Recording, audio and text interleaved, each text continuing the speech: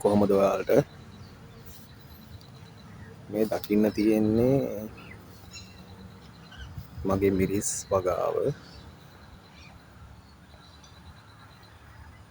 මේ ප්‍රභේදය තමයි MICH hybrid 1 කියන එක.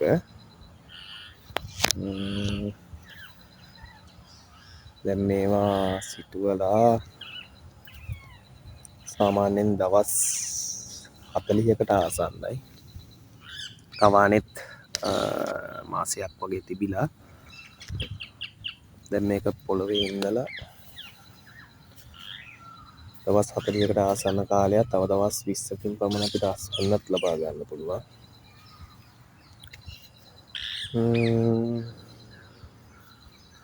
මේ වගාවට ආස කරන අය ඔයාලා කැමති නම් කමෙන්ට් කරගෙන යන්න. ඔයාලට මම කියන්නම් කොහොමද මේ වගාව කරගෙන යන්නේ, මොනවද මේවට එන ලෙඩ රෝග, ඒව සම්බන්ධව පැහැදිලි කිරීමක් කරන්නම්.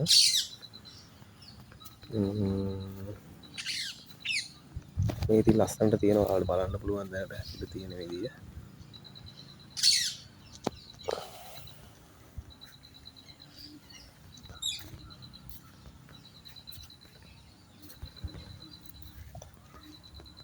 ඒ අතර මේ මම මේ කාණු පද්ධතිය දාද්දී ආත්තියක් වගේ සකස් කරගෙන තියෙනවා. ඒ වගේ පස් එකතු කරලා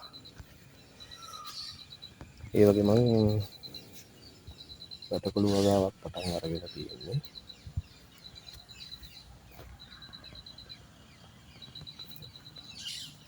ඒව දැන් දවස් 10ක් විතර වෙනවා.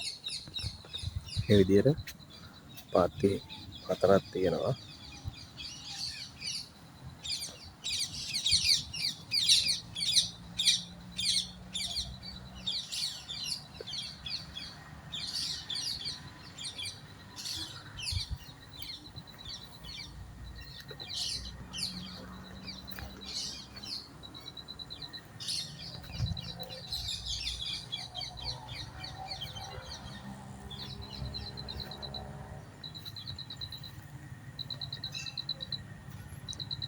මේ දවස්වල අපිට වැලි සහිත කාලගුණයක් තියෙන. දැන් නම් වැස්ස ඇත්තටම වැඩි. දවස් 7ක් 8ක් විතර පායනවා නම් හොඳයි කියලා හිතෙනවා.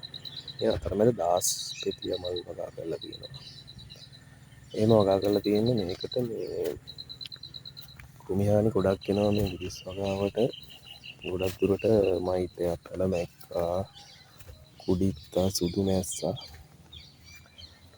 ඒවට කාබනිකව ඉතින් මේකෙන් පිටවන දුර්ගන්ධයක් තියෙනවා. ඒ සතුන් මේකෙන් එන ප්‍රමාණය අඩු වෙනවා. ඒකයි මේ තනින් තනින් අපි මේ දාස්පෙතිය වගාවත් කරලා තියෙන්නේ.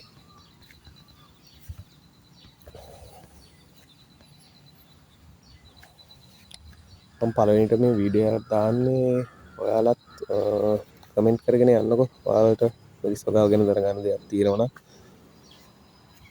මේවයි මුලින් ඉඳන් කරේ කොහොමද, මොනවද මේවට යොදන කෘමිනාශක වර්ග, ඒ සම්බන්ධව මම ඔයාලට දැනුවත් කිරීමක් කරන්න. බලමු මින් ඉදිරියට මේ වගාව ඔයාලත් එක්ක අදහස් බෙදා ගන්න කැමතියි. මම නයි මිරිස් දැනට තවන් දාලා තියෙන මේ වගාව ඉතුරු හිස් ප්‍රදේශයක් තියෙනවා. මම ඒ ප්‍රදේශයේ මේ නයි මිරිස් තමයි වගා කරන්න ඉන්නේ. බලන්න මේ ගොඩක් සරුවට හැදිලා තියෙනවා.